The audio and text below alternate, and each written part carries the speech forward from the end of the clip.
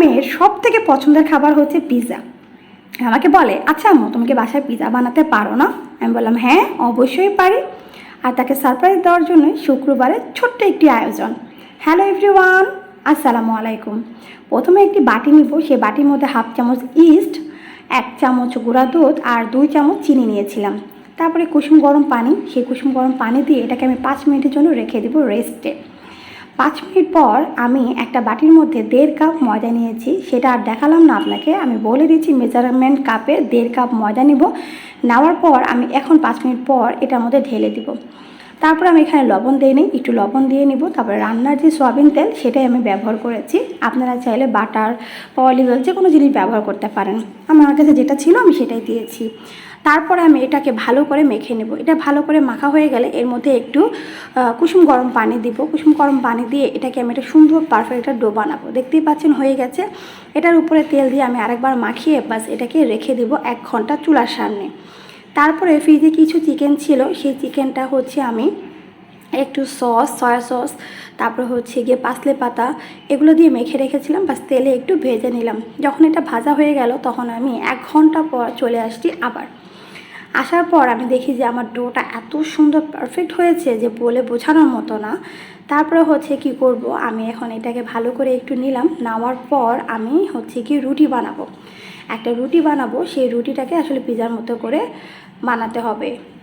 এটাকে আমি আপনার হাতেও সুন্দর করে প্লেটে নিয়েও গোল গোল করতে পারেন, বা আমরা যেভাবে রুটি বেলি একটু ময়দা নিয়ে আপনি সেভাবেও ওটাকে বেলতে পারেন।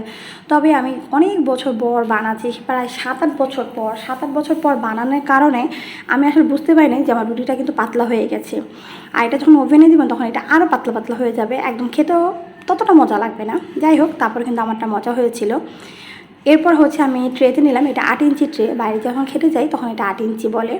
এই 8 ইঞ্চি ট্রের মধ্যে নিয়ে কাঁটা চামচ দিয়ে আমি সুন্দর করে একদম গোতা গোতা দিয়ে আমি তারপর এটাকে ফুটা করব। ফুটা হয়ে গেলে এরপর টমেটো কাচাপ সবার বাসায় থাকে, সেই টমেটো কাচাপ দেওয়ার পরে আমি হচ্ছে চিজটা আমি কিনে নিয়ে আসছিলাম বৃহস্পতিবার রাতের বেলা।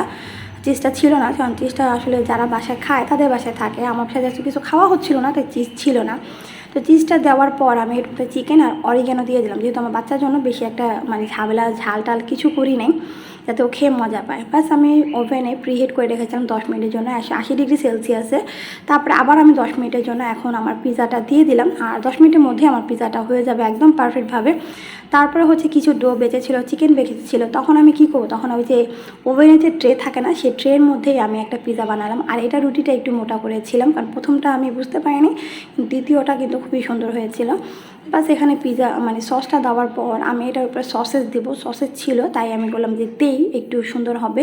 দেওয়ার পর হচ্ছে আমি এটার উপরে চিজ দেবো। চিজ দেওয়ার পর আমি চিকেন দিয়ে দিলাম, সসেস দিয়ে দিলাম। আর যেহেতু কিছু ক্যাপসিকাম ছিল না, তাই আমি এটাকে একটু সবুজ সবুজ করার জন্য একটা কাঁচামরিচ কুচি উপর থেকে কেটে দিয়েছি। আর এখন তো কাঁচামরিচের ঝালও তেমন নাই, বাচ্চারা খেতে পারবে। দেওয়ার পর আমি এইটাকেও 10 মিনিটের জন্য রেখে দিয়েছিলাম। বাস 10 মিনিটের পর আমি পিৎজা দুটা বের করি। আমার মেয়ে যে খুশি আর যে হাসি দেখেছি তার কাছে আসলে কিছুই হয় না। আপনার সন্তান যেটা খেতে যাবে সেটা যখন আপনি তার সামনে দিবেন, সে যে খুশিটা হয়, ওর থেকে মনে হয় পৃথিবীতে আর কিছুই দামি জিনিস নাই। সন্তানের খুশিতেই আসলে মায়েরা খুশি। এরপর দেখেন পিৎজাটা কিন্তু একদম পারফেক্ট, খুব সুন্দর হয়েছে আর খেতে দারুণ ছিল।